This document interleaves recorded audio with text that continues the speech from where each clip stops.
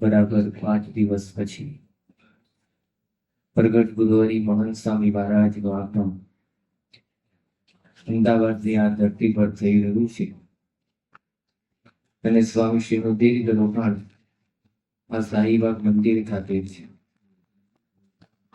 આ સમય દરમિયાન એમના સાનિધ્યમાં જે કેટલાક વિશિષ્ટ ઉત્સવો મોટા પાયે ઉજવનાર છે, જેની જઈ આપણે છેલ્લે બોલ્યા, એ પ્રમુખ સ્વામી મહારાજના વર્ણી તરીકેના 75 વર્ષ પૂરા થતા હોય તે અમૃત મહોત્સવ 7મી ડિસેમ્બરે છે. ત્યાર પછી 2024ની જાન્યુઆરીની શરૂઆતમાં પુષી પૂનમના દિવસોમાં વિરાટ યજ્ઞનું આયોજન છે. આ બંને પ્રસંગને ધ્યાનમાં રાખી આજની આ કથાનો પ્રવચનનો લાભ પ્રાપ્ત કરીશું. સનાતન યજ્ઞ પરંપરા એ ભારતીય સંસ્કૃતિનો એક અનિવાર્ય અને અવિભાજ્ય અંગ છે. એમાં પ્રવેશ કરીએ પૂર્વે પ્રમુખ સ્વામી મહારાજના આ પ્રમુખ તરીકેના વર્ણી તરીકેના અમૃત મહોત્સવની કેટલીક સ્મૃતિઓ કરી લઈએ. ત્યારે બ્રહ્મ સ્વરૂપ શાસ્ત્રીજી મહારાજે 21 મે 1950ના દિવસે નાનકડા 28 વર્ષના નારાયણ સ્વરૂપદાસને પ્રમુખ તરીકેની વરણી કરી. ત્યારે એ ઘર અત્યારે પણ વિદ્યમાન છે. નૂતન નવીનીકરણ સાથે આપણે એના દર્શન કરીએ છીએ. જાંબલીવાળી પોળ નૂતન નામ વિધાન યજ્ઞપુર સ્પોળ તરીકે. કારણ કે એક એવું એક સ્થાન આજે વિશ્વવ્યાપી બીએપીએસ સંસ્થા, જેના હજારો મંદિરો છે, લાખ પર સત્સંગ કેન્દ્રો છે, લાખો હરિભક્તો એક નિષ્ઠાથી ભગવાન સ્વામિનારાયણની ઉપાસના કરે છે, આશ્રિત છે. પરંતુ એ બીએપીએસ સ્વામિનારાયણ સંસ્થાની એક ગૌમુખ સંસ્થાન એટલે આંબલીવાળી પોળનું આ મકાન. વિરાટ ગંગા તો 2400 કિલોમીટર લાંબી છે. એ હિમાલયના ઉત્તુંગ શિખરોથી નીકળે છે, ગંગોત્રીથી વહે છે અને આગળ ઉત્તર પ્રદેશ, બિહાર, બંગાળ થઈને બંગાળના ઉપસાગરને મળે છે. પરંતુ એની શરૂઆત એ ગૌમુખથી થાય છે, એક નાનકડા ઝરણાથી. એમ બીએપીએસ સંસ્થાનો આટલો વિશ્વવ્યાપી પ્રભાવ અને પ્રતાપ, પરંતુ એ સંસ્થાનું ગૌમુખ સંસ્થાન એટલે આંબલીવાળી પોળ. સાથે સાથે બીએપીએસ સંસ્થાના પ્રાદુર્ભાવ સાથે, અક્ષર પુરુષોત્તમ સિદ્ધાંતની પ્રતિષ્ઠા સાથે અને ગુણાતીત સત્પુરુષોના પ્રેરક પ્રસંગોનું ત્રિવેણી સંગમ સંસ્થાન એટલે આંબલીવાળી પોળ. અને એમાંનો એક પ્રકૃષ્ટ પ્રસંગ એટલે બ્રહ્મ સ્વરૂપ શાસ્ત્રીજી મહારાજે નાનકડા નારાયણ સ્વરૂપદાસને પ્રમુખ તરીકેની વરણી કરી.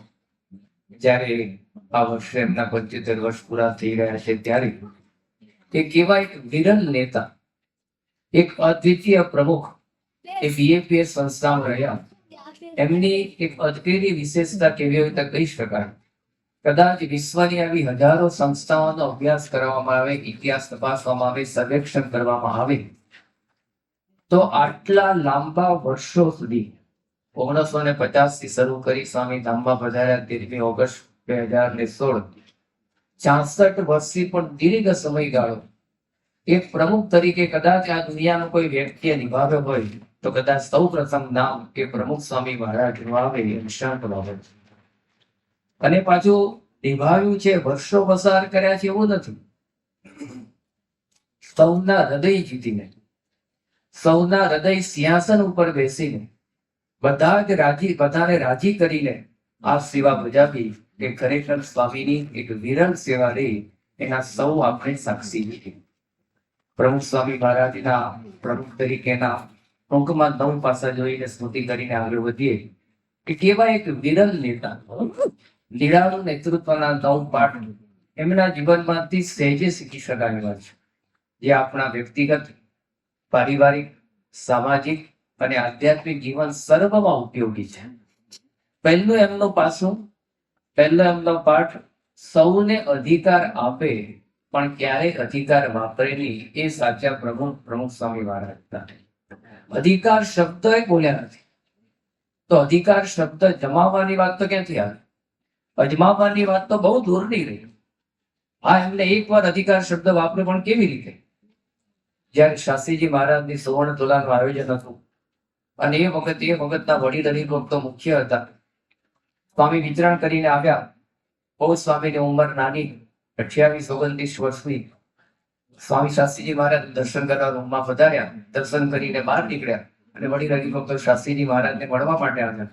હવે એમના મનમાં જે કઈ ગેરસમજ એ વડીલ હરિભક્તોને, અને જયારે શાસ્ત્રીજી મહારાજ પાસે ગયા ત્યારે શાસ્ત્રીજી મહારાજે કીધું કે તમે બધા સુવર્ણ તુલાનું આયોજન કર્યું છે, પણ હું સુવર્ણ તુલામાં નહીં બેસું.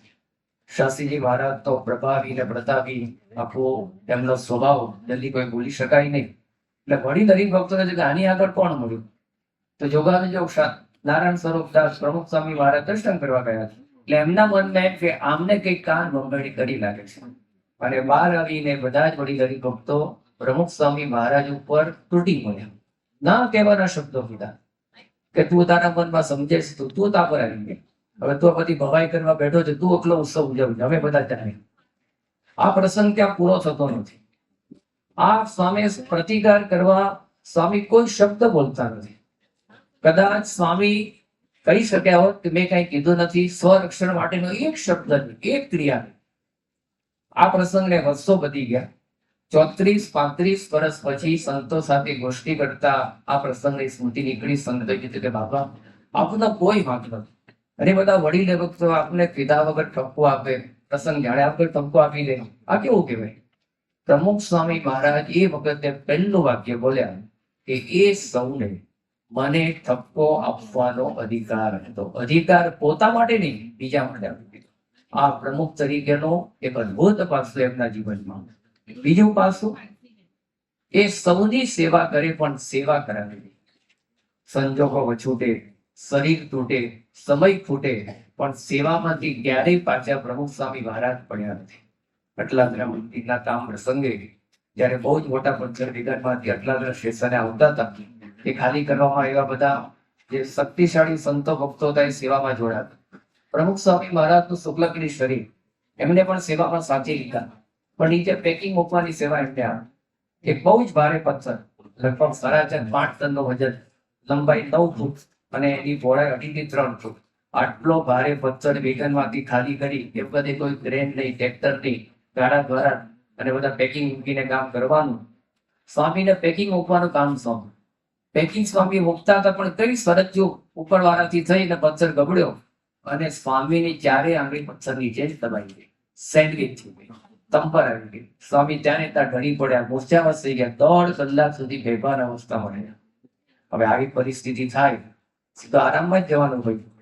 હજી કે થોડા ઔષધીય ઉપચારો થયા અને બીજા કે ત્રીજા દિવસથી પ્રમુખ સ્વામી મહારાજ અટલાદરા મંદિરના કામમાં એવા ભરવાઈ ગયા. જીવન ચરિત્રમાં લખ્યું છે, સ્વામીએ આ પરિસ્થિતિ પછી એવી વેગવંતી સેવા કરી, જે મંદિરનું કામ 15 દિવસમાં થવાનું હતું માત્ર 2 દિવસમાં પૂરું કરી આપ્યું. આ પ્રમુખ સ્વામી મહારાજનો સેવા સૌની કરે પણ કરાવી.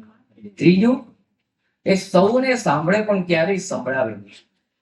આપણે સાંભળીએ ખરા, પરંતુ આપણને ગમે એટલું, જેમાં રસ હોય, અને સંભળાવવાનું તો માણસ માત્રની પ્રકૃતિ છે. આપણું ધાર્યું ના થાય એટલે સંભળાવવાના ટર્ન આવી જાય. આપણી મુજબ ઈચ્છા મુજબ ના થાય, આપણું રખાય નહીં, આપણું સચવાય નહીં, એટલે સામેવાળી વ્યક્તિને કેમ કરીને કટાક્ષમાં સંભળાવી દેવું, એ માણસ માત્રની પ્રકૃતિ છે. પ્રમુખ સ્વામી મહારાજ આખી જિંદગી સૌને સાંભળતા રહ્યા છે, ક્યારેય કોઈને સંભળાવ્યું નથી. દર્શન આપણે ગુરુએ કરેલા છે.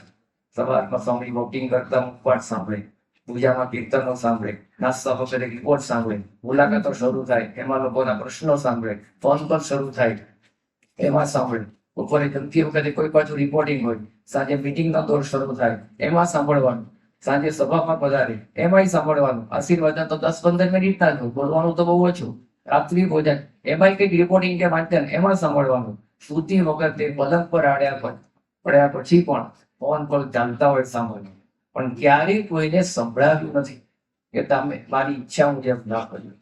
તમે આ પ્રસંગો હતા અથવા આવું આયોજન હતું એને તમે ફેરવી નાખ્યા. સ્વામીએ ક્યારેય કોઈને કીધું નથી. કેટલા એમના વિતરણના કાર્યક્રમો અટપટા થયા, ત્યારે કોઈ કાર્યકર કે સંતે સંભળાવ્યું નથી. એમની પધરામણી ડબલ 4, 5, 10 ગણી થઈ ગઈ. ક્યારેય કોઈને સંભળાયું નથી. આ નેતા તરીકેનું, પ્રમુખ તરીકેનું અદભુત ગુણ સૌને સાંભળે પણ ક્યારેય સંભળાયું નહીં. ચોથો એમનો ગુણ એ સૌને અનુકૂળ થાય પણ પોતાને અનુકૂળ કરે. જે પ્રમાણે આયોજન, જે પ્રમાણે વ્યવસ્થા, જે પ્રમાણે કાર્યક્રમ સ્વામી અનુકૂળ થઈ જાય.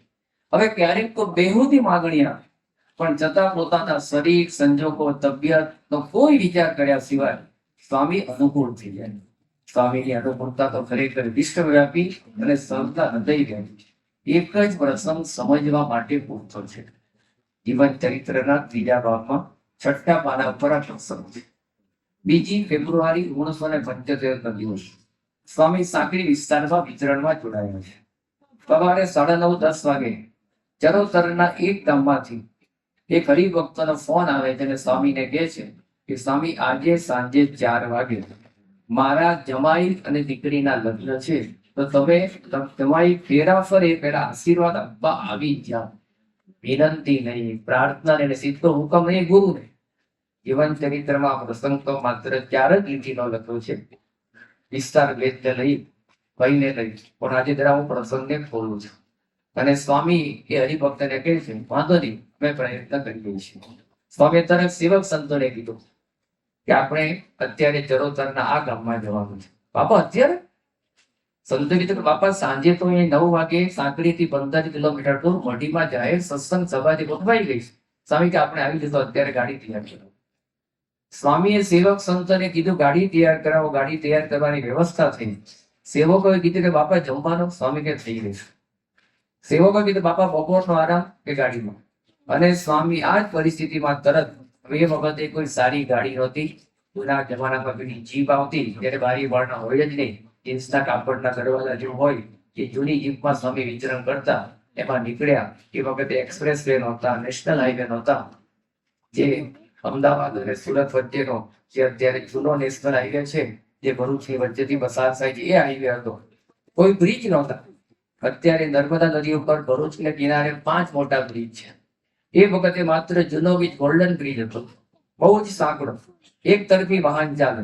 સુરત થી વડોદરા જતા હોય તો વડોદરા તરફ વાહનને રોકે, આ લોકોને જવા દે. વડોદરા થી સુરત જતા હોય તો ત્યાં આ બાજુના નાકે રોકે, પછી જવા દે. એમાં સ્વામીને અડધો કલાક તો રોકાવું પડ્યું હશે. એમ કરતા કરતા સ્વામીને શું કીધું હતું કે મારા જમાઈ અને દીકરી લગ્નના ફેરા ફરે એ પહેલા તમે આવી જજો. સ્વામી એ વખતે હરિભક્તને આટલું કહી શક્યા નથી. હું કેટલાક કારણો રજૂ કરું છું. પહેલું કારણ આપી શક્યા કે જો ભાઈ આજે સાંજે મારે 9 વાગે મઢીમાં કાર્યક્રમ ગોઠવાઈ ગયો છે, એટલે આજે મેળ પડ્યો નથી. આ વાસ્તવિક કારણ હતું, પણ બાપાએ ના હતું. બીજું કારણ આપી શક્યા હોત કે તમારે જમાઈને આશીર્વાદ જ આપવા છે. 4 વાગે ફેરા આવે ત્યારે વખતે મને ફોન કરજો, ફોન પર આશીર્વાદ આપી દઈશ, ચાલે. આ પણ વાસ્તવિક કારણ હોય.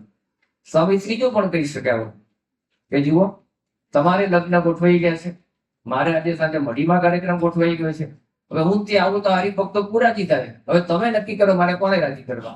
સ્વામી એમ પણ ના. સ્વામી ચોથું કારણ પણ કહી શક્યા હોય કે ભલા તારા લગ્ન તો આજે નક્કી નહીં થયા હોય, 2 મહિના પહેલા તો કઈક સગાઈ થઈ જશે, કંકોત્રીની તારીખ નક્કી થઈ જશે, બધું થયું હશે, પછી લગ્નની તારીખ નથી. એ વખતે જો મને કીધું હોત તો મારો કાર્યક્રમ એડજસ્ટ કરે. સ્વામી આ પણ વાસ્તવિક કારણ ના. સ્વામી એમ પણ ના કીધું કે ખરેખર તમારે આશીર્વાદ જોઈએ છે તો અત્યારે તમારા લગ્ન વિધિને બધું બતાવી દો, મારે જે મઢીનો કાર્યક્રમ બતાવવો હતો, 1-2 દિવસ પછી તમારું બધું વાઇન્ડ અપ થઈ જાય, પછી તમે તમારા વેવાઈ જમાઈને બધા અહીંયા આવજો, હું તમને હાથ પહેરાવી દઈશ, આશીર્વાદ આપી દઈશ, ચાંદો પછી. સ્વામી આ પણ 5મું કારણ વાસ્તવિક નહોતું. સ્વામી 6ઠું કારણ એમ પણ કહી શક્યા હોત, એમ કરો અત્યારે લગ્ન વિધિ બતાવી દો, મારો 8-10 દિવસ પછી ચરોતરમાં કાર્યક્રમ છે જ, અને જીવન ચરિત્ર વાંચતા સમય 15મી ફેબ્રુઆરીએ ચરોતરમાં આવે જ છે, દેખાય છે. તે વખતે તમે ત્યાં આવી જજો, તો હું ત્યાં આવી જઈશ, તમને આશીર્વાદ મળી જશે. સ્વામી આ પણ વાસ્તવિક કારણ નથી. હજુ પણ સ્વામી એમ કહી શક્યા કે આપણું કારણ છે, આપણો જવાબ આવો હોય. સ્વામી એમ કહી શક્યા કે ખરેખર તમારે જમાઈને આશીર્વાદ અપાવે, તમે અહીંયા આપણો જવાબ આવો છે. આશીર્વાદ લેવા જવાનો કે આશીર્વાદ આપવા આવવાનું હોય, તારે કરે છે, તું આવી જા. આ 7 વાસ્તવિક કારણ છે, વ્યાજબી કારણ છે. એક પણ વસ્તુ એમાં ઉમેરો થયેલી નથી. પ્રમુખ સ્વામી મહારાજ કેટલી હદ સુધી સૌને અનુકૂળ થાય. સ્વામી નીકળ્યા પેલા શું કીધું હતું, 4 વાગ્યા પહેલા અને આ બાજુ 3:45 10નો સમય થયો. સ્વામી શોધતા ગૂગલ મેપ નહોતા, એ વખતે કોઈ એવી વ્યવસ્થા નહોતી. પેલા લગ્ન મંડપમાં પહોંચ્યા અને ત્યાં હરિભક્તોને ખ્યાલ આ તો બાપા આયા. પ્રમુખ સ્વામી મહારાજનો જયઘોષ કર્યો. વેવાઈને આ હરિભક્તને બધાને ખ્યાલ આવ્યો કે બાપા પધાર્યા. મર્યાદા પ્રમાણે વ્યવસ્થા થઈ ગઈ. સ્વામી લગ્ન મંડપની નજીક આવી, ત્યાં જ એમના જમાઈને આશીર્વાદ આપ્યા, વેવાઈને આશીર્વાદ આપ્યા. પેલા હરિભક્તને રાજી કર્યા. 10-15 મિનિટ થઈ અને પછી સ્વામી શું કર્યું, તરત સાંજે 9 વાગ્યા પહેલા તો મઢીમાં સભામાં હાજર થવાનું હતું. આ પ્રમુખ સ્વામી મહારાજ એક હરિભક્તની વિભૂતિ માંગણીને વશ કરી સૌને અનુભવ થવાની હતી. વિશ્વમાં આવા પ્રમુખ તો કોઈ નહીં મળે જે સૌને અનુભવ થયા. પાંચમી વિશેષતા, સ્વયં જોડાય, સૌને જોડે પણ ક્યારેક કોઈને તોડે.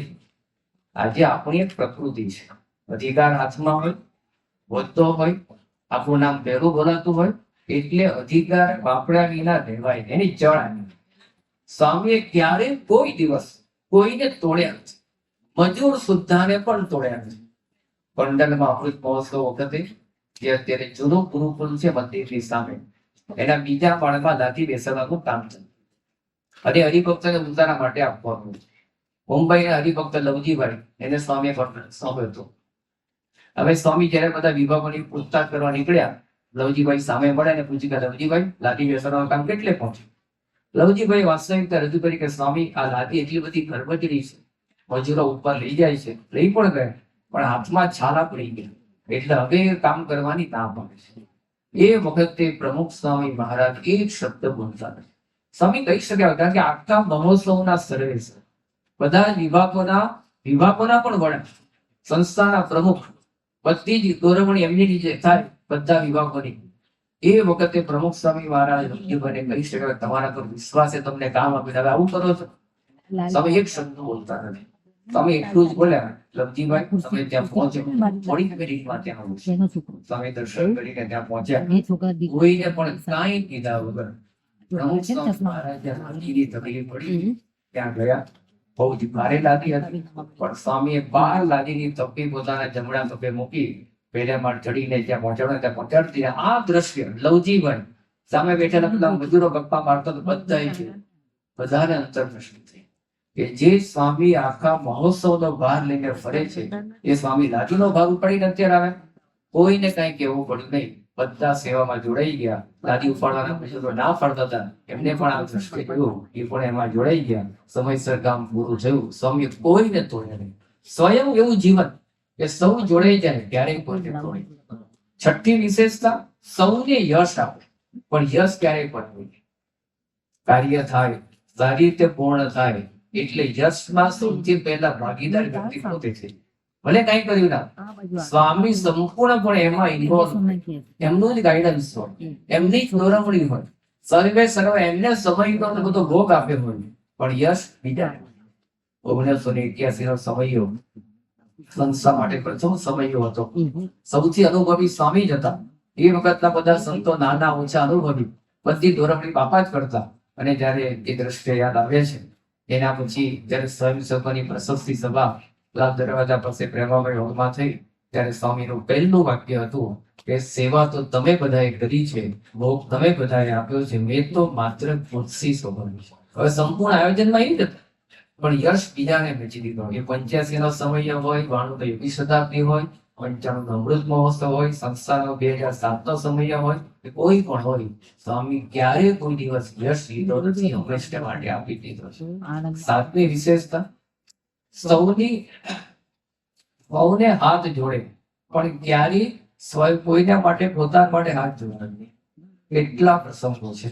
અમૃત મહોત્સવ ગોંડલ માટે 1967 ઉજવાયો ત્યારે એ વખતે નક્કી થયું કે પાણી ખૂબ તંગી છે, તો રસોઈમાં અને ઉત્તર વિભાગમાં નાવા ધોવામાં પાણી આવ્યું, બીજા બધા વિભાગમાં થોડો કામ કર્યું અને ખેતીમાં પાણી એકદમ ઓછું મળ્યું. એ વખતે ખેતી સંભાળતા ગોંડલની બાજુના દેવચડી ગામને હરિભક્ત નામ દયાભાઈ એ સેવામાં આવ્યા હતા અને એમને સેવા સોંપી હતી. એમને એવું લાગ્યું કે આ પ્રમુખ સ્વામી મહારાજે બધા વિભાગને ન્યાય આપ્યો, મારા આ ખેતીના વિભાગને પાણી બંધ કરીને જ નહીં ગયું, કીધા વગર ઘર ભેગા થઈ. અને આ વાતની યોગીજી મહારાજને ખબર પડી. યોગીજી મહારાજને પરીક્ષા કરવી હશે એટલે એમને પ્રમુખ સ્વામી મહારાજે એટલું કીધું કે પ્રમુખ સ્વામી આપણે કેવું હોય, આ વાતમાં પ્રમુખ સ્વામી મહારાજ સમજી ગયા કે યોગીજી મહારાજની ઈચ્છા કે ખેડૂતને પાછો લાવવો, ડાયાભાઈને પાછા લાવવો. હવે સ્વામી એકવાર એવું બોલ્યા હતા કે ગોંડલમાં અમૃત મહોત્સવના સમયમાં 2 મહિના હું સૂતો જ નથી, એટલો ભીડો વાપર્યો હતો. આખી રાત પાઇપલાઇન નું કામ ચાલે, પાણીની તંગી, ભાદર ડેમમાંથી પાણી લાવવાનું આવે તે બાપા ઉપાડ્યું હતું, એમાં ઉજાગરા, ખાવા પીવાના ઠેકાણાની. આવી પરિસ્થિતિમાં પ્રમુખ સ્વામી મહારાજ સવારે 7 વાગે દેવ ચડી પહોંચી ગયા. સ્વામી કેટલા વહેલા ઉઠ્યા છે? આમ તો ઉઠવાનું હતું ને, સુતા જ નહોતું. અને ત્યાં જઈને ડાયાભાઈના ઘરે ડાયાભાઈને હાથ જોડ્યો કે ડાયાભાઈ, યોગી બાપા બોલાવે છે, અમારી ભૂલ હોય તો માફ કરજો, તમે પાછા આવો. પણ ડાયાભાઈ માને જ નહીં. કલાક સ્વામીએ સમજાય, 10 વાગ્યા, 12 વાગ્યા, બપોરના 2 વાગ્યા, સવારના 7 થી શરૂ થયો સમજાવવાનો ક્રમ. સ્વામી હાથ જોડતા જોડતા ગરગરતા, ડાયાભાઈ તમે પાછા આવો, યોગી બાપા બોલાવે. અને જીવન ચરિત્રમાં એક વાક્ય લખ્યું છે કે એ દિવસે ડાયાભાઈ માત્ર નામથી ડાયા હતા. એવી ભયંકર એમની આ પરિસ્થિતિ હતી. સાંજે 5 વાગે કઈક ડાયાભાઈને અંકુર ફૂટો કે આ ચલો આવું. બાપા એમની ગાડીમાં લેતા આવે, યોગી બાપા પાસે હાજર કરે, સ્વામી આ ડાયાભાઈ સેવામાં આવે. સૌને હાથ જોડે પણ ક્યારેય જોડાવે નહીં. આ પ્રમુખ સ્વામી પ્રમુખ તરીકેનું અદભુત પાસું. 8મું પાસું, એ સૌને જે રીતે સેવા કરે, હાથ જોડે, પણ સૌથી અગત્યનું સૌને સમજી શકે. પણ તું મને સમજ, એવું ક્યારેય સાંભળી કીધું નથી. કેટલા પ્રસંગો છે, દરેક સંતો, કાર્યકરો, હરિભક્તનો અનુભવ છે. કીધા વગર સ્વામી બધી જ પરિસ્થિતિ સમજે. રૂમમાં વ્યક્તિ એન્ટર થાય કે સભામાં પ્રવેશે, સ્વામી સમજી જાય કે આને નીચે ફાવતું નથી, એને કુસ્તી આપવી પડશે. 10,000 માણસ સભામાં બેઠું હોય, પણ સ્વામીની એક નજર એવી બધા જ પ્રેક્ષકોને, શ્રોતાજનોને માપી લે, દરેકને સમજી શકે. ત્યારે શાસ્ત્રીજી મહારાજનો શતાબ્દી મહોત્સવ 1962 અટલાદરા ઉજવાયો. બહુ જ ક્રિટિકલ પ્રસંગ, કારણ કે બાપાને એટલો બધો ત્યાં ભીડો હતો. 6 ફેબ્રુઆરી 1965 મુખ્ય દિવસ, વસંત પંચમી, શાસ્ત્રીજી મહારાજનો શતાબ્દી મહોત્સવ. એની આગલી રાત એટલે કે 5મી ફેબ્રુઆરીના રાત્રે 2-2:30 વાગે બાપા આરંભમાં ગયા. એ વખતે સ્વામીને કોઈ રૂમ તો હતી જ નહીં, પણ સભા મંડપને કોણે આડસ કરી બાપાને ગાદલું પાછી દીધું, ત્યાં સુઈ જવાનું હતું. ઠંડીના દિવસો. અને પીપલક બાજુના એક હરિભક્ત રાત્રે 2 વાગે આ બૂમો પાડતા પડતો કે અહીંયા તો કોઈ ધ્યાન રાખતું નથી, અહીંયા કોઈ ઉતારાની વ્યવસ્થા નથી, રજાઈ નથી, ગાટલું નથી, મોટો સમયો નહીં બેઠા છે, મોટેથી બૂમો પાડે. એટલે સ્વામીના સેવક સંત જાગી ગયા કે હમણાં બૂમો ના પડશો, પ્રમુખ સ્વામી મહારાજ હમણાં જ આરામમાં ગયા, શું પ્રશ્ન છે? મને રજાઈ નથી, ગાટલું નથી. અને હજુ તો પેલા સેવક સંત પેલા હરિભક્તને સમજાવે કે તમે થોડી રાહ જુઓ, હું વ્યવસ્થા કરું. એ પહેલા તો અડધી જ મિનિટમાં પ્રમુખ સ્વામી મહારાજ હાથમાં ઉછીનું, રજાઈ અને ગાટલું રહીને સેવક પાસે હાજર થઈ ગયા. પેલો અમને અહીંયા ગાટલો પાથરી દો, આ રજાઈ આપી દો અને ઉસીકો મૂકી દો. અને ત્યાં સેવકની નજર પડી કે બાપા તો આપણું ગાટલું ને રજાઈ છે, આપણું જ ઉસીક. સ્વામી કે અત્યારે વિવાદનો ટાઈમ નથી, અત્યારે આપી દો. હા સ્વામી કે હું ગાતરિયા પર સુઈ જઈશ. આખી રાત મહોત્સવના સર્વે સર્વા, સંસ્થાના પ્રમુખ, મહોત્સવના અધ્યક્ષ માત્ર ગાતરિયા પર ઠંડીમાં ઠૂંઠવાતા રહ્યા હશે. અને સવારે તો શાસ્ત્રીજી મહારાજનો શતાબ્દી મહોત્સવ હતો. સૌને સમજે, પણ તું મને સમજ. એ હરિભક્તને કહી શકે આવત ને કે છેલ્લી ઘડી આવીને આવ્યો બધા બૂમો પાડો છો, તો પહેલેથી રજીસ્ટ્રેશન કરાવતો હોય તો કોર્ટ ના પડે. એટલા માટે શતાબ્દી મહોત્સવમાં 4 મહિના પહેલા ઉતારવાનું રજીસ્ટ્રેશન કર્યું, છેલ્લા બૂમો ના પાડ્યું. કહી શકે આવત ને. અને રજાઈ લેવા અહીંયા આવવાનું, ઉત્તર વિભાગમાં જવાનું, અહીંયા શું કાઢ્યું? સ્વામી કરી શકે આવત ને. પણ તું મને સમજ, તું પરિસ્થિતિ સમજ, એવો એક શબ્દ નહીં. સૌને સમજી શકે આવા વિરલ નેતા એ આપણા પ્રમુખ સ્વામી મહારાજ. 9મું અને છેલ્લું પાસું, સૌની માફી માંગી શકે પણ ક્યારેક માફી પોતા માટે મંગાવી. 1978 બાપા પરદેશી વધારે મુંબઈના યુવક મંડળે મોટો કાર્યક્રમ કર્યો. માટુંગાના હોલમાં, ઓડિટોરિયમમાં 1000 માણસની કેપેસિટી, સંખ્યા મર્યાદિત. બહારના ભાવિકો પાસેથી સેવાની સોવેનિયર તૈયાર કરી અને એ માટેનો વિશેષ કાર્યક્રમ કર્યો બાપાના સન્માનમાં. બાપા મુખ્ય અતિથિ વિશેષ હતા.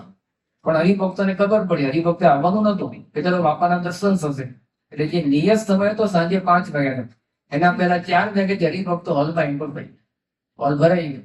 હવે જેને આમંત્રિત કર્યા હતા એ બધા મહાનુભાવ અને ભાવિકો, એ બધા 400-500 ની સંખ્યામાં 5 વાગ્યા, કારણ કે એમની પાસે તો પાસ હતા. હોલ ભરાઈ ગયો કે સીટ મળે નહીં, એટલે એમને તો તરત પોકીરો શરૂ કર્યો. તમારી વ્યવસ્થા નથી, અમને આમંત્રિત કર્યા છે. અને યુવકો ગભરાઈ ગયા, કારણ કે પહેલી વખત એમનું આયોજન હતું. બાપા તો સભામાં નીચે પ્રેક્ષક ગણમાં ગોઠવાઈ ગયા હતા. યુવકો ગભરાયા કે બાપા શું કર્યું. બાપા કે તમે ચિંતા ના કરશો, હું બહાર આવું છું. સ્વામી એ વખત યુવકોને કહી શકે હોત કે આટલું બધું આયોજન કરો છો તો 5 સિટીમાં હવે યુવકો ના મૂકી દેવાય, આટલું કરતા નથી આવડતું. જેમ ડાન્સમાં યુવકો મૂક્યા, નાટકમાં મૂક્યા, તમે મૂકી દેવા જોઈએ. એક શબ્દ બાપા યુવકોને કહેતા નથી. બહાર આવ્યા અને બહાર પેલા ભાવિકોને સીધા હાથ જોડીને સ્વામી કીધું કે આપ સૌની હું માફી માંગુ છું, આપની વ્યવસ્થા અમે કરી શક્યા નથી, ગેરસમજને કારણે હરિભક્તો ગોઠવાઈ ગયા છે, પણ તમે ચિંતા ના કરશો, તમારા માટે આવતા રવિવારે બીજો કાર્યક્રમ આ જ કરશું, તો તમે અત્યારે અમને ઉદાર દિલે માફ કરો. સ્વામી 5 થી 6 વાક્યમાં 7 થી 8 વખત અમને માફ કરો બોલ્યા. પેલા બધા ભાવિકો નધાઈ ગયા કે જેના સન્માન માટે આપણે આવ્યા છીએ, સ્વામી પોતે આપણી માફી માંગે છે. કાર્યક્રમ પૂરો થયો. રાત્રે 10 વાગે 11 વાગે બધા યુવકો વાઇન્ડઅપ કરીને બાપા પાસે પહોંચ્યા. રડી પડ્યા કે બાપા અમારી ભૂલને કારણે આપણી માફી માંગી પડી. એ વખતે પ્રમુખ સ્વામી મહારાજ શું બોલ્યા કે તમે આટલો બધો પ્રયત્ન કરો, સેવા લાવો, હું માફી ના માંગુ?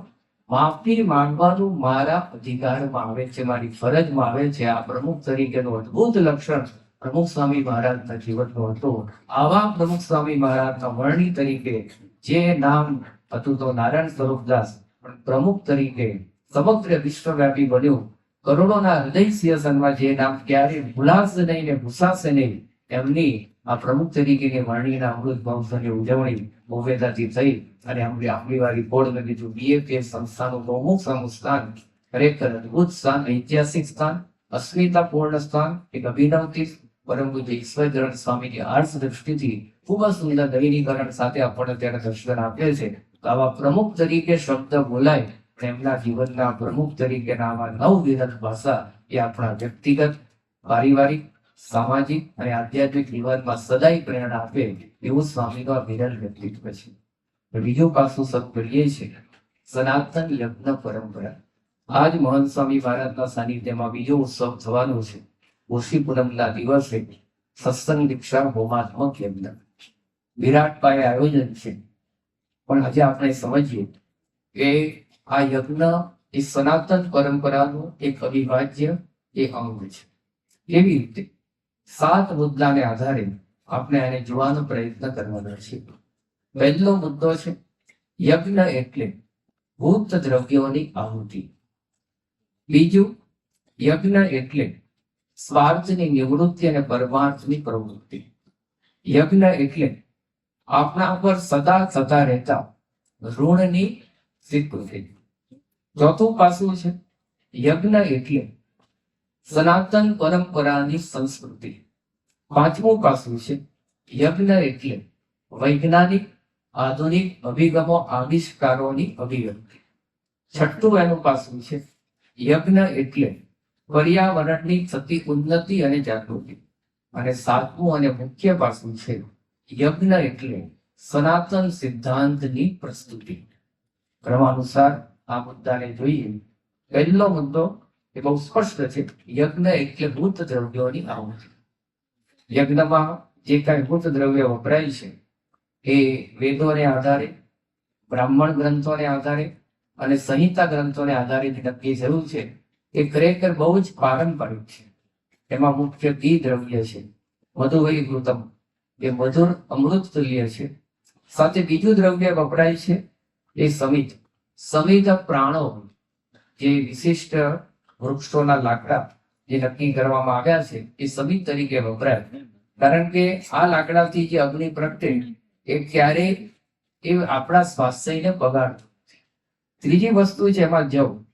તો વેદોમાં લખ્યું છે યવો દેવેશુ આયુધમ. આ ઋગ્વેદમાં એ જવ જે દેવતાઓને પ્રિય છે, બલવર્ધક છે, ઉર્જા પ્રેરક છે અને સાથે સાથે શુદ્ધિકારક છે. મુખ્ય દ્રવ્ય આગળ આવે છે તલ. તિલઃ અવિષહ શ્રેષ્ઠ. આવું એ ઋગ્વેદમાં લખેલું છે. એ તલ છે હવન માટે શ્રેષ્ઠ છે. તલ એ શુદ્ધિનું, પવિત્રતાનું અને દીર્ઘાયુનું પ્રતીક છે. ડાંગર એનો પણ આવો મહિમા છે. આવા ભૂત દ્રવ્યોની આહુતિ એટલે યજ્ઞ. યજ્ઞનું બીજું પાસું છે યજ્ઞ એટલે આપણા સ્વાર્થની નિવૃત્તિ અને પરમાર્થની પ્રવૃત્તિ. આ સમજવા જેવું છે. માણસ એ જેટલું કઈ વિચારે એમાં પોતાનો વિચાર પહેલો કરે. સભામાં આવું તો મારી જગ્યા ક્યાં હશે, પોતાની જગ્યાનો પહેલો વિચાર કરે. મને ખુરશી મળશે કે કેમ, મને શું લાભ, મને આનાથી શું ફાયદો, મારું શું, મને શું, આ સ્વકેન્દ્રી વિચારધારા વિશ્વવ્યાપી છે. એમાંથી આપણો સ્વાર્થ જન્મે છે. આપણી જે કઈ ક્રિયા, આપણા વિચાર, એમાં સ્વકેન્દ્રી રહીએ એટલે સ્વાર્થની પ્રવૃત્તિ થાય. પણ યજ્ઞ આપણને સ્વાર્થની નિવૃત્તિ તરફ અને પરમાર્થની પ્રવૃત્તિ તરફ દોરે છે. કેવળ પોતા માટે થાય તો ગીતા કહે છે, શ્રીમદ ભગવદ ગીતામાં કૃષ્ણ ભગવાન કહે છે, ભુંજંતી તે અહમ પાપમ ભજંતી આત્મકારણ.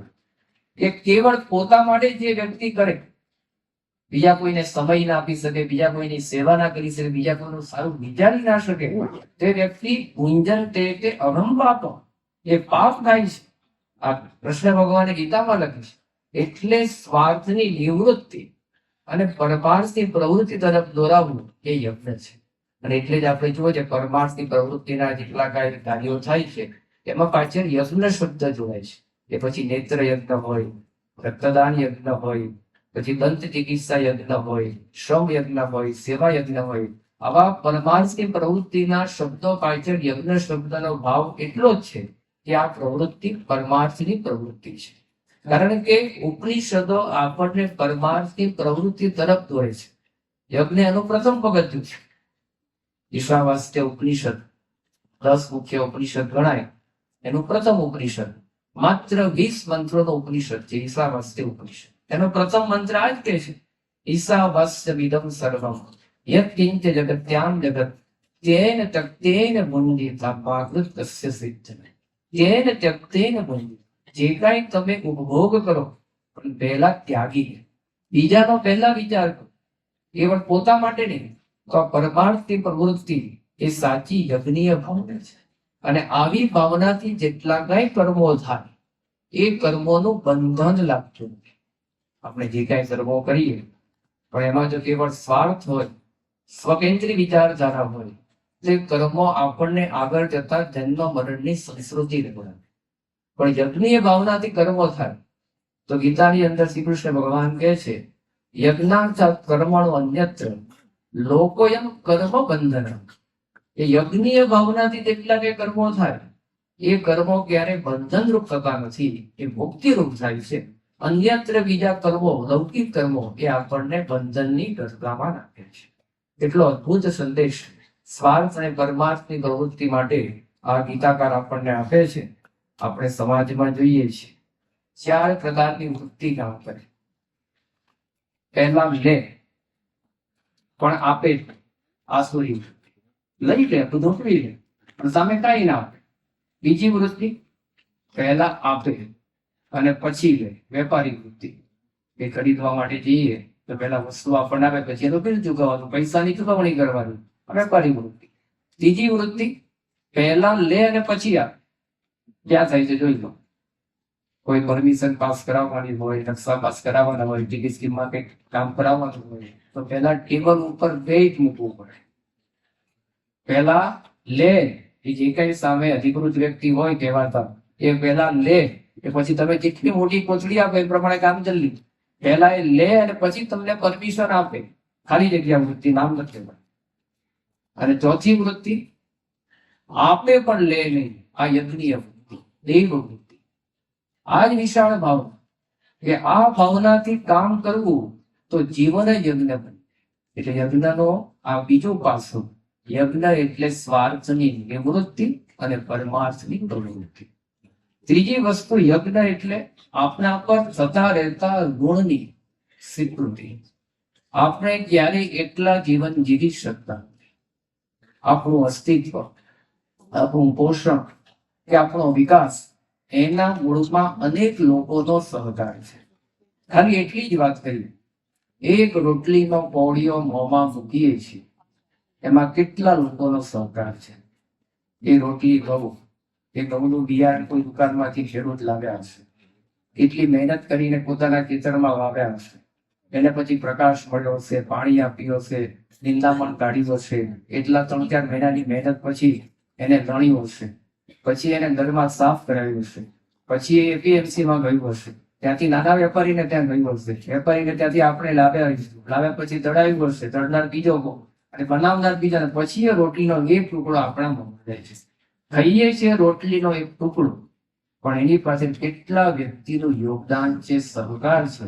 આવા કેટલા આપણા જીવનના બધા જ અસ્તિત્વના પાસા આવા છે. આપણે આપણા જીવનના અસ્તિત્વ માટે, વિકાસ માટે જેટલા કઈ સાધનો વાપરીએ છીએ, સુવિધાનો ઉપભોગ કરીએ છીએ, એમાં કોઈને કોઈનો સહકાર છે. એટલે આપણા સનાતન શાસ્ત્રો આ યજ્ઞની પ્રણાલિકા વિકસાવી, સૃષ્ટિના આરંભથી જ આપી અને 5 યજ્ઞો નક્કી કર્યા: દેવ યજ્ઞ, પિતૃ યજ્ઞ, ભૂત યજ્ઞ, મનુષ્ય યજ્ઞ અને બ્રહ્મ યજ્ઞ. આ 5ના 5 મંત્રો, જેમ કે દેવ યજ્ઞ તમે એકલા જીવી શકતા નથી. આ પ્રકૃતિ ઉપર એમાં લખ્યું છે મંત્રોમાં કે સોમાય સ્વાહા, અગ્નય સ્વાહા, ઇન્દ્રાય સ્વાહા. આ બધા મંત્રો તૈત્તિરીય સંહિતામાં આવે છે કે આ બધા દેવોનો સહકાર છે, તો યજ્ઞ રૂપે એમને ઋણ અર્પણ કર્યું. સાથે સાથે પિતૃ યજ્ઞ, આપણું અસ્તિત્વ, આપણો જન્મ એ આપણા પિતૃઓને આભારી. પિતૃ શબ્દથી માતા અને પિતા બંને આવી એને આભારી છે. એ બંને સંકલ્પ ના કર્યો હોત તો આપણો જન્મ જ ના હોત, આપણું અસ્તિત્વ જ ના હોત. પિતૃઓનું ઋણ છે, યજ્ઞ રૂપે અર્પણ. ત્રીજું છે ભૂત યજ્ઞ. આપણા અસ્તિત્વ સાથે અનેક પ્રાણીઓ, પક્ષીઓ, જીવ જંતુઓનો સહકાર છે. ભૂત એટલે પ્રાણી. આ વેદોમાં લખ્યું છે ભૂતાની દેહાની અન્નમ બહુત પ્રવૃત્તમ, કે આવા જીવ પ્રાણી માત્ર, પ્રાણી, પક્ષી, જીવ જંતુઓ, એને પણ અન્ન આપીને જીવાડવા એ યજ્ઞીય કર્મ છે. ચોથો યજ્ઞ મનુષ્ય યજ્ઞ. પરસ્પર એવી એક ભાવના કે હું તમને શું સહકાર આપું, અતિથિ દેવો ભવ વગેરે, આ મનુષ્ય યજ્ઞની ભાવના. અને 5મો બ્રહ્મ યજ્ઞ, કે ગુરુ, બ્રહ્મનિષ્ઠ ગુરુ, એવા ગુણાતીત ગુરુ, એની આજ્ઞામાં રહીને આવા યજ્ઞો કર્યા કરવા, એ બ્રહ્મ યજ્ઞ.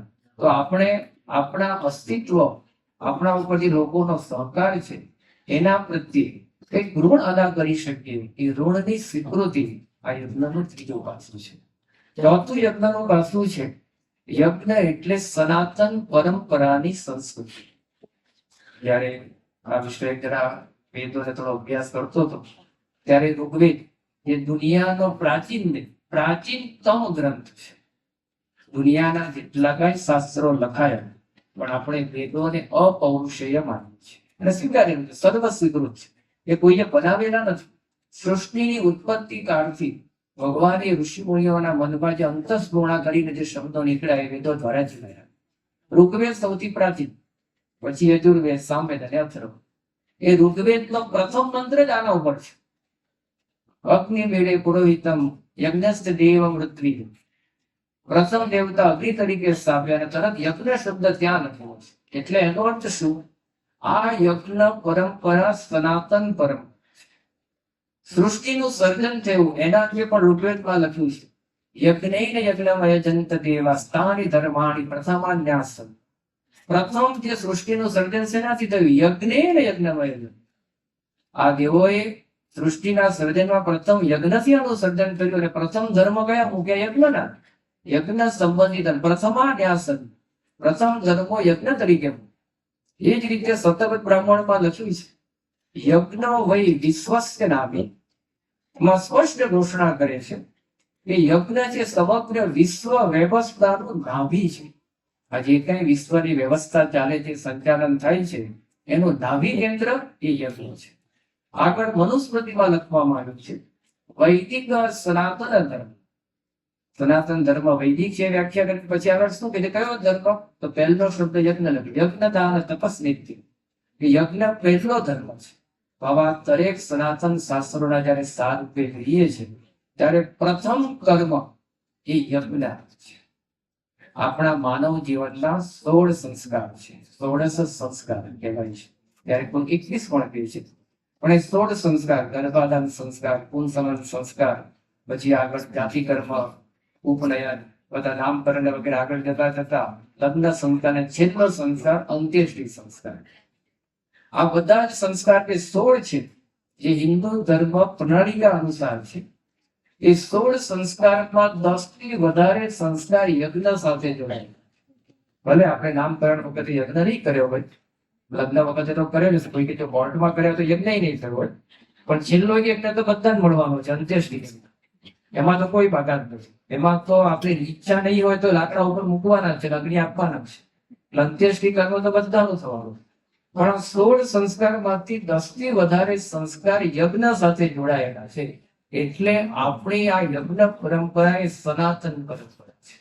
એ ખાલી કોઈ કાલક્રમિક નથી, કોઈ અમુક સ્થળ પૂરતી નથી, પરંતુ સમગ્ર વિશ્વના ડાબી કેન્દ્ર સમૂહ જે શાસ્ત્રો સમજાવે છે. એટલે આ ચોથું પાસું યજ્ઞ એ સનાતન પરંપરાની સંસ્કૃતિ છે. પાંચમું પાસું યજ્ઞ એટલે વૈજ્ઞાનિક આધુનિક અભિગમ આવિષ્કારોની અભિવ્યક્તિ છે. કારણ કે એટલું મનુષ્ય જીવન નહીં, જીવ પ્રાણી માત્રનું જીવન એના સાતત્ય માટે જળ સ્થળ આદિ જે પ્રકૃતિ એની સંતુલિતતા બહુ જ જરૂરી છે. એમાં થોડો ઘણો પણ ફેરફાર થાય છે, આપણને બધાને અનુભવ થાય છે, રોગો વધી જાય. સહેજ આ પૃથ્વીનું સંતુલન જાય, ભૂકંપ થાય. જળનું સંતુલન ગુમાવાય, સુનામી આવે. તો આ જે કાંઈ બધા પૃથ્વી જળ આદિ દેવ તત્વો છે એનું સંતુલન ખૂબ જરૂરી છે. યજ્ઞ માત્ર જવ તળ ડાંગરજી જેવા સમિત પૂરતો માત્ર કર્મકાંડ નથી, એ દ્રવ્યનો વેઠ કે વેડફાઈ નથી, પરંતુ આધુનિક વૈજ્ઞાનિક દ્રષ્ટિકોણથી જ્યારે જોઈએ ત્યારે એવા ઉત્તમ અભિગમોની અભિવ્યક્તિ છે. કારણ કે યજ્ઞ શું છે? એનું જે કાંઈ સંવિધાનનું સૂક્ષ્મ રૂપાંતર થાય છે. મોલેક્યુલર ટેકનોલોજીના નિષ્ણાંતો સમજાવે છે કે જેટલો મોલેક્યુલર સૂક્ષ્મ, જેટલો નાનો, એટલી એની શક્તિ વધારે. આ જ નેનો ટેકનોલોજી. યજ્ઞમાં આ થાય છે કે સમીર, ઘી, જવ વગેરે દ્રવ્યો એ અગ્નિના સમીપે આવી એનું સૂક્ષ્મ રૂપાંતર પામી અનેક સ્વરૂપમાં વિભાજિત થઈ વાયુમંડળમાં ભળે છે. અને કેટલા એના પુરાવા અને પ્રમાણો છે કે જેનાથી હાનિકારક વાયુ દૂર થાય છે અને એવા ઝેરી બેક્ટેરિયાનો નાશ થાય છે અને વાતાવરણ શુદ્ધ થાય છે. 5 પ્રમાણો જોઈએ, પ્રમાણો તો ઘણા બધા છે, સમયની મર્યાદામાં જોઈએ જેથી આપણને આ યજ્ઞ પ્રત્યેનો વધારે આસ્તિકતા અને આસ્થા હોય. રશિયન વૈજ્ઞાનિક યરોવિચ થઈ ગયા, એને તો પ્રમાણ કરીને સાબિત કરી આપ્યું કે ભારતીય યજ્ઞ પરંપરામાં જે સંવિધો વપરાય છે અને સંવિધોમાં જે ઘી હોમવામાં આવે છે એનાથી જે ધૂમ્રસેનો થાય છે એનાથી એટમિક રેડિયેશન ઓછું થાય છે. તેવા બીજા અમેરિકન માનસશાસ્ત્રી બેરી રાટનરે એવું લખ્યું છે કે આ ધૂમ્રસેનોથી માનસિક દબાણ પણ ઓછું થાય છે. કેટલાય એવા રશિયન વૈજ્ઞાનિકોએ તો યજ્ઞની જે ભસ્મ એનો ઉપયોગ કરી સારા ઔષધીય ગુણો પણ મેળવ્યા છે. એવા જ આગળ બીજા એક પ્રયત્નમાં આપણે આગળ જોઈએ તો કેટલાય વિદ્વાને એવું સ્વીકાર્યું છે કે યજ્ઞની ધૂમ્રસેનોથી એ વાતાવરણમાં ઓઝોનનું પણ મજબૂત બને છે.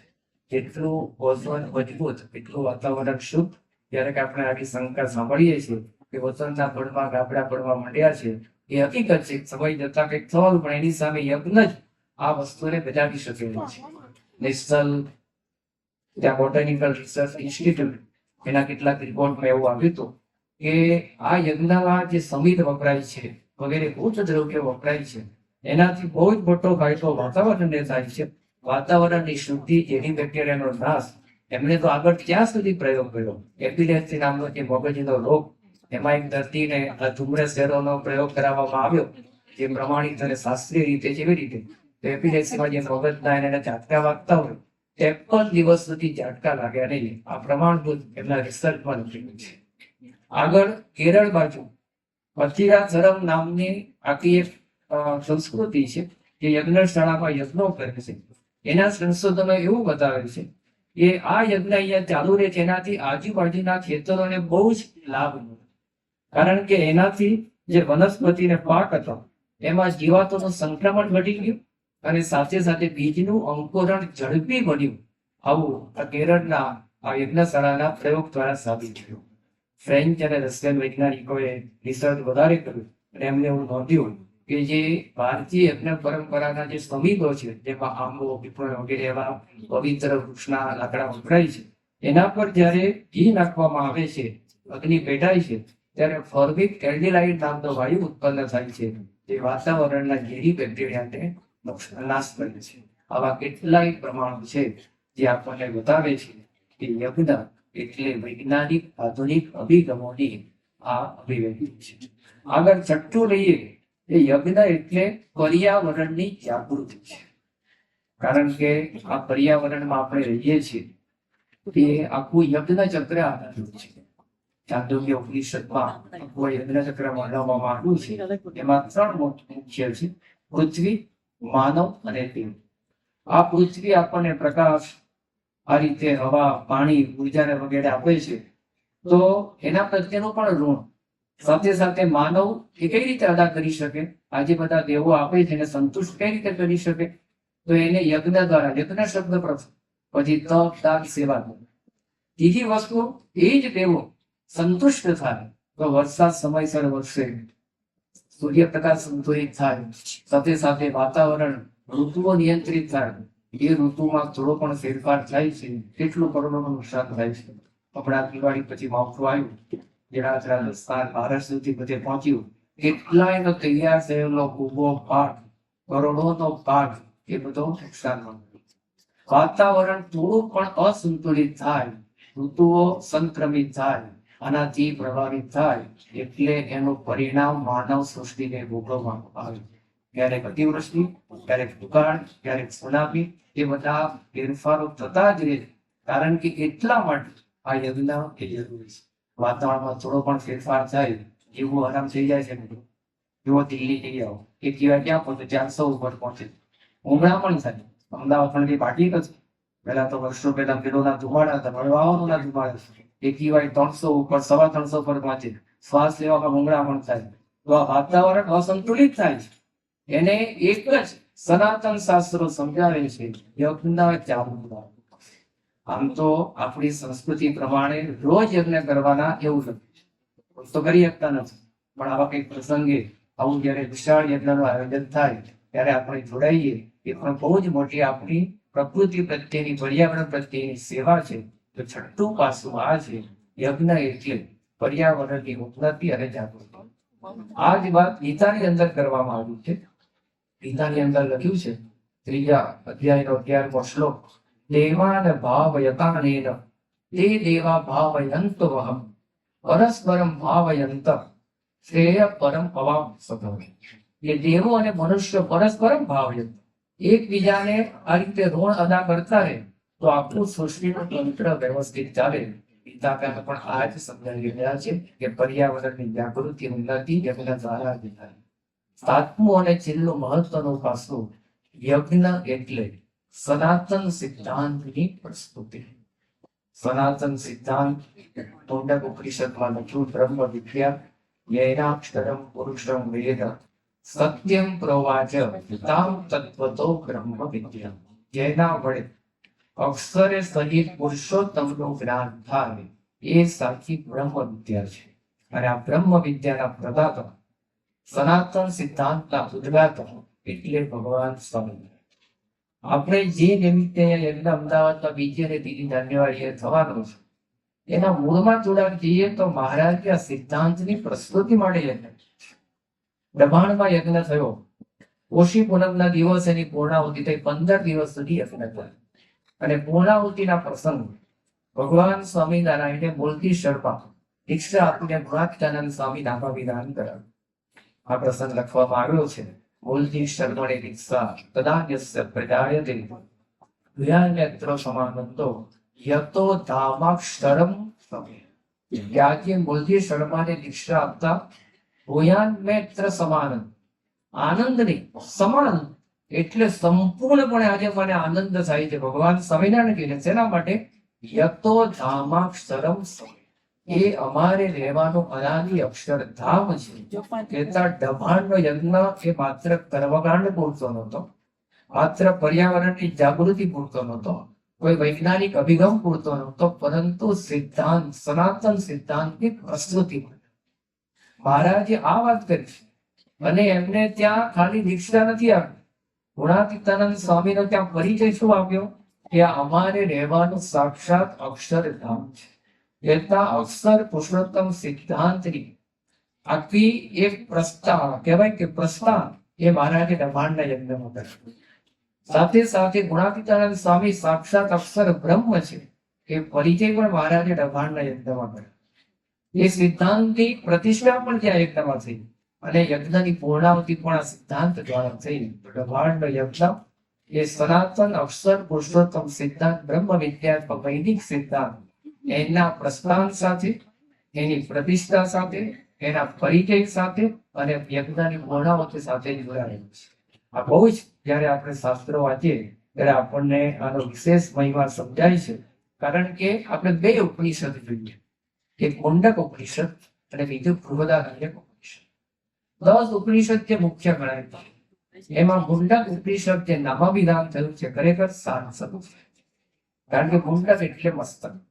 આ 10 ઉપનિષદમાં મસ્તક સમુસ્તાન એટલે મુંડક ઉપનિષદ છે. એ મુંડક ઉપનિષદમાં લખવામાં આવ્યું છે, યજ્ઞ અને બ્રહ્મ વિદ્યાના સંબંધ સાથે લખ્યું છે. યજ્ઞસ્ય લોકાન કર્મચિત્તા. પછી આગળ કે છે તદ વિજ્ઞાનાર્થમ સગુરુ એવાપી ગચ્છે. એવા બ્રહ્મનિષ્ઠ ક્ષત્રિય ગુરુ પાસે બ્રહ્મ વિદ્યાનું જ્ઞાન લેવા માટે જવું, પણ પ્રથમ યજ્ઞાન કર્મચિત્ત, યજ્ઞ રૂપી કર્મ પ્રથમ કરવા અને પછી બ્રહ્મ વિદ્યા લેવા માટે. આ મુંડક ઉપનિષદ છે. કેટલી અદભુત વાત કે બ્રહ્મ વિદ્યા આપણું પરમ લક્ષ્ય છે. પરમ મુક્તિનું સાધન બ્રહ્મ વિદ્યા છે. પરંતુ એની શરૂઆત એ યજ્ઞ યાગાદી કર્મોથી થાય. આ જ વાત બૃહદારણ્યક ઉપનિષદ કરે છે. એમાં પણ લખ્યું છે તસ્માદ બ્રાહ્મણ તપસા દાનેન યજ્ઞેન બ્રહ્મ વર્ચસમ અનિવિચ્છન્તિ. એ પહેલા યજ્ઞ દાન તપ દ્વારા એ બ્રહ્મ વિદ્યા તરફ જતી રહી. ડાયરેક્ટ બ્રહ્મ વિદ્યા નહીં. સગુરુ એવાપી ગચ્છે તદ વિજ્ઞાનાર્થ, પણ પહેલા યજ્ઞ. તો બૃહદારણ્યક ઉપનિષદ 10 ઉપનિષદમાં સૌથી વિસ્તૃત વિશાળ ઉપનિષદ એટલે બૃહદ નામ જ બતાવે છે બૃહદારણ્યક ઉપનિષદ. બધા જ ઉપનિષદમાં આવું છે પણ આપણે તે જ ઉપનિષદના પ્રમાણને આધારે જોઈએ છીએ કે યજ્ઞ સાથે સીધો જ બ્રહ્મ વિદ્યાનો સંબંધ છે. આ જ વાત ગુરુહરિ મહંત સ્વામી મહારાજ સત્સંગ દીક્ષાના 34મા શ્લોકમાં સમજાવ્યું છે. યાગાદિકે કર્તવ્ય સિદ્ધાંતમ સાંપ્રદાયિકમ અનુસૃત્યની કર્તવ્ય હિંસા રહિતમ એવ છે. યજ્ઞ યાગાદિ કર્મો કરવા સ્વામીએ કીધું પણ કેવી રીતે? સિદ્ધાંતમ સાંપ્રદાયિક, કે જેમાં સિદ્ધાંતની પુષ્ટિ થાય. કયો સિદ્ધાંત? અક્ષર સહિત પુરુષોત્તમનો સિદ્ધાંત બ્રહ્મ વિદ્યા. સાચી બ્રહ્મ વિદ્યાને જ કીધી છે. એ સિદ્ધાંતની પુષ્ટિ થાય ને એવા યજ્ઞ કરવા. હવે આપણે આપણા લૌકિક કર્મો પૂર્ણ થાય, આપણી મનોવાંછના પૂરી થાય એવા ભાવથી યજ્ઞ કરવાના હોતા જ નથી. આ શરૂઆતમાં સત્સંગમાં આવ્યા હોય એટલું બધું સમજાવ્યું ના હોય ત્યારે આમાં મનોવાંછિત ફળની આશા રહે, લૌકિક કાર્યોની પુષ્ટિ થાય, પૂર્ણાવૃત્તિ થાય એવી ઈચ્છા રહે. પરંતુ હવે જયારે સ્વામી આપણને નિશાન જ આપી દીધું યાગાદિકે કર્તવ્ય સિદ્ધાંતમ સાંપ્રદાયિક, એ અક્ષર પુરુષોત્તમ સિદ્ધાંતની પુષ્ટિ માટે આપણા જીવમાં એની દ્રઢતા થાય એના માટે યાગાદિક કર્મો કરો. કેટલી અદભુત વાત ગીતામાં આ જ બતાવ્યું છે. 4થા અધ્યાયનો 24મો શ્લોક જયારે વાંચીએ અને વિચારીએ ને ત્યારે આપણને ખરેખર આશ્ચર્ય થાય. ગીતાના 700 શ્લોક, એમાં લગભગ 200 થી વધારે વખત અક્ષર અને બ્રહ્મ શબ્દો વપરાય. પણ એક જ શ્લોકમાં સૌથી વધારે બ્રહ્મ શબ્દ વપરાયો હોય 4થા અધ્યાયનો 24મો શ્લોક. બ્રહ્માર્પણ, બ્રહ્મ હવિ, બ્રહ્માગ્નો બ્રહ્મણાહુતમ, બ્રહ્મેવ તેન ગંતવ્યમ, બ્રહ્મ કર્મ સમાવિદા. 6 વખત બ્રહ્મ શબ્દ વાપર્યો. પણ એ બ્રહ્મ શબ્દ કહેતા બ્રહ્મમય થવાનું છે, સત્પુરુષમય થવાનું છે. પણ એમાં જે રૂપક વાપરી છે વાપરું યજ્ઞ. યજ્ઞની સામગ્રી પણ બ્રહ્મરૂપ, યજ્ઞ કરનાર પણ બ્રહ્મરૂપ. યજ્ઞ જેના માટે કરીએ છીએ બ્રહ્મ કર્મ સમાધિના એક તો સાક્ષાત બ્રહ્મ છે જ. એની જે યજ્ઞ કરવાનું જે સાધન એ પણ બ્રહ્મ. કેટલું અદભુત! બ્રહ્માંડ પણ બ્રહ્મ હવિ, બ્રહ્માંડ બ્રહ્મણાહુત, બધું જ બ્રહ્મ. ગીતાકાર આમાં સમજાવે છે કે બ્રહ્મમય કહેતા ગુણાતીતમય સત્પુરુષમય થવાનું છે, સત્પુરુષના ભાવને પામવાનું છે. તેમને બીજું કોઈ રૂપક ના શું છે? યજ્ઞનું જ આપણે કહેતા યજ્ઞ અને આ સનાતન સિદ્ધાંત બ્રહ્મ વિદ્યાની પ્રાપ્તિ એ બહુ અન્યોન્ય સંબંધ સાથે જોડાયેલું છે. એ ઉપનિષદ અને ગીતા વાર્તા આપણને સ્પષ્ટ સમજાય છે. તો 7મી વાત આ કે યજ્ઞ એટલે સનાતન સિદ્ધાંતની પ્રસ્તુતિ છે. પ્રતિષ્ઠા પરિચય બ્રહ્માંડ યજ્ઞ દ્વારા મહારાજે વિશેષ કરાવ્યું. સાથે સાથે બીજી બે વાત કરી દીધી કે જ્યારે જ્યારે ઉપનિષદો વાંચીએ અને બ્રહ્મ વિદ્યાની વાત આવી, યજ્ઞની વાત એમાં કરેલી જ છે, પણ આ ઉપનિષદોમાં જ્યારે અક્ષર બ્રહ્મની વાત આવે છે અને એમાં જે શૈલી વાપરવામાં આવી છે ને એ બહુ જ વિશિષ્ટ છે. એ ઉપનિષદકારને અક્ષર બ્રહ્મનો મહિમા કહેવા માટે ઉલટ આવે છે. અંતરથી જે એમને ઉમંગ છે ને એ શૈલી દ્વારા જોઈએ સમયની મર્યાદામાં. પહેલું છે કઠોપનિષદ. નચિકેતાનું આખ્યાન યમરાજા એમને આખી બ્રહ્મ વિદ્યાની વાત કરે છે અને પછી જે અક્ષર બ્રહ્મનો મહિમા કહે છે ને એ શૈલી મહિમા તો બધા સાંભળ્યો હશે, પણ આજે એકદમ સરળ ભાષામાં આપણી શૈલી કેવી છે ને જરા સમજ. મંત્ર આવો છે, સર્વાણી વેદાની યત પદમ આ વદંતી તપાંસી જ સર્વાણી યત આ વદંતી યત ઈચ્છંતો બ્રહ્મચર્યમ ચરંતી તત્તે પદમ સંગ્રહેણ પ્રવૃત્તિ. આવી રીતે યમરાજા નચિકેતાને કહે છે કે સર્વે વેદો જેનો મહિમા છે, તપાંસી જ સર્વાણી એવા ઋષિ મુનિઓ જેનો મહિમા ગણ છે, અને આગળ કહે છે યદ ઈચ્છંત બ્રહ્મચર્યમ ચરંતી એવા તપસ્વી મનુષ્યો જેને પામવા માટે બ્રહ્મચર્ય જેવા કઠણ સાધનનું પાલન કરે છે, એવા અક્ષર બ્રહ્મનો મહિમા હું તને તદ્દે પદમ સંગ્રહે ટૂંકમાં કહું. હવે આ શૈલી જરા વિચાર કરી. આગળ તનિટીમાં શું કહ્યું કે બધા જ વેદો જેનો મહિમા ગાય છે, બધા જ ઋષિઓ જેનું ધ્યાન કરે છે, બધા જ મનુષ્યો તેને પામવા માટે પ્રયત્ન કરે. હજુ ટૂંકમાં શું કહેવું છે? આ કેવી શૈલી થઈ? દાખલા તરીકે કોઈ એવા ભારતના ધનવાન વ્યક્તિની મારે તમને એની સંપત્તિની વાત કરી આવું કહું કે મારે આજે ભારતના એવા સંપત્તિવાન વ્યક્તિની વાત કરવી છે કે જેની પાસે રેસિડેન્શિયલ સિવાય જેટલી કઈ લાખો એકરોની ભારતમાં જગ્યા છે, કોમર્શિયલ ખેતીવાડી બધી એક જ વ્યક્તિની માલિકી છે. સાથે એ વ્યક્તિની પાસે કેટલી બીજી સંપત્તિ છે કે જેટલી કઈ ભારતમાં બેંકો છે, એસબીઆઈ થી લઈ સરકારી બેંકોથી લઈ એચડીએફસી, એક્સિસ બધી જ બેંકોના માલિક છે. હજુ આગળ વ્યક્તિની સંપત્તિ કેટલી છે? જેટલા કઈ ઉદ્યોગો ભારતમાં છે, એ ફૂડ ઇન્ડસ્ટ્રી હોય, ફાર્મા હોય, મેડિકલ હોય કે પછી કેમિકલ હોય, મિકેનિકલ હોય, જેટલી કઈ ઇન્ડસ્ટ્રી છે એ બધી જ કંપનીઓના માલિક પણ એ વ્યક્તિ છે. એ વ્યક્તિની સંપત્તિની વાત હવે હું તમને ટૂંકમાં કહું તો આગળ શું કીધું? આ કઈ શૈલી? આગળ તમે 3 વાક્યમાં બધી સંપત્તિની વાતો કરી દીધી છે, પણ ઉપનિષદકારને જયારે અક્ષર બ્રહ્મની વાત આવે ત્યારે એનો મહિમા ગાતા જે ઉલટ આવે છે, એના પારને ભમાયું જ નથી. આ મંત્ર બોલી એ ટૂંકમાં શું કહે છે? એતદી એવ અક્ષરમ બ્રહ્મ, એતદી એવ અક્ષરમ બ્રહ્મ, એતદી એવ અક્ષરમ જ્ઞાત્વા યમ યત ઇચ્છતિ તસ્ય તત. આ એક જ મંત્રમાં 4 વખત અક્ષર અક્ષરની વાત કરે. તરત એના પછી જ મંત્ર કહેતા અક્ષર બ્રહ્મ એટલે ઉપનિષદનું મુખ્ય તત્વ છે. આ સ્પષ્ટ દેખાય. બીજું ઉપનિષદ લઈએ બૃહદારણ્યક. નામ પ્રમાણે બૃહદ. એમાં પણ બીજી શૈલી આપણને દેખાય. એમાં અક્ષર બ્રહ્મનો મહિમા કઈ આ જે કાંઈ બધું સૃષ્ટિ ચાલે છે અક્ષર બ્રહ્મના પ્રશાસનમાં ચાલે છે એ વાત કરે છે. એતસ્યવા અક્ષરસ્ય પ્રશાસને ગાર્ગી સૂર્ય ચંદ્રમસૌ વિદ્રુતૌ તિષ્ઠતઃ. એતસ્યવા અક્ષરસ્ય પ્રશાસને ગાર્ગી જ્યાવા પૃથ્વીઓ વિદ્રુતે તિષ્ઠતઃ. એતસ્યવા અક્ષરસ્ય પ્રશાસને ગાર્ગી માસા અર્ધમાસા હોરાત્રાણી નક્ષત્રા મુહૂર્તા. કાઉન્ટરી લાંબુ લાંબુ લિસ્ટ કરે છે. સર વિદ્રુતઃ તિષ્ઠન્તિ. હજુ આગળ આવા બીજા 3 વાક્ય છે. એતસ્યવા અક્ષરસ્ય પ્રશાસને ગાર્ગી.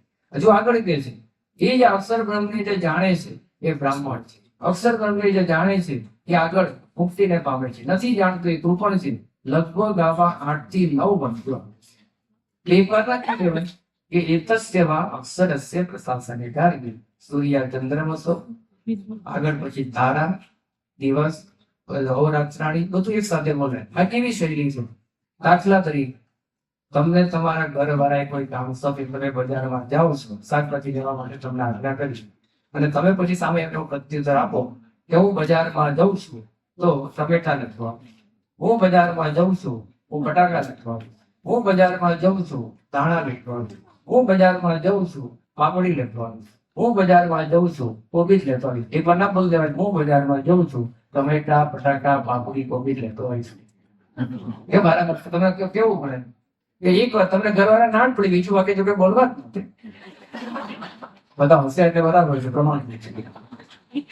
તો ઉપનિષદકાર અક્ષર બ્રહ્મનો જ્યાં મહિમા આવે ને ત્યાં એતસ્તેવા અક્ષરસ્ય પ્રશાસને ગાયત્રી, એતસ્તેવા અક્ષરસ્ય પ્રશાસને ગાયત્રી. અક્ષરની વાસ્યતા જાગતા જ નથી. એ અક્ષર બ્રહ્મ ભગવાન સ્વામિનારાયણે બ્રહ્માંડના યજ્ઞને આખા અક્ષર બ્રહ્મના મહિમા સાથે, એની પ્રતિષ્ઠા સાથે, એના પરિચય સાથે, એની પ્રસ્તુતિ સાથે અને સાથે યજ્ઞની પૂર્ણાવતી સાથે જોડી દીધું. આ અક્ષર બ્રહ્મ અને યજ્ઞનો પરસ્પરિક અન્યોન્ય સંબંધ છે. આવા જ વિશિષ્ટ પ્રસંગો સાંભળવા માટે કૃપા કરીને લાઈક કરો, તમારા વિચારો કમેન્ટમાં શેર કરો અને અમારી ચેનલને સબસ્ક્રાઇબ કરવાનું ભૂલશો નહીં.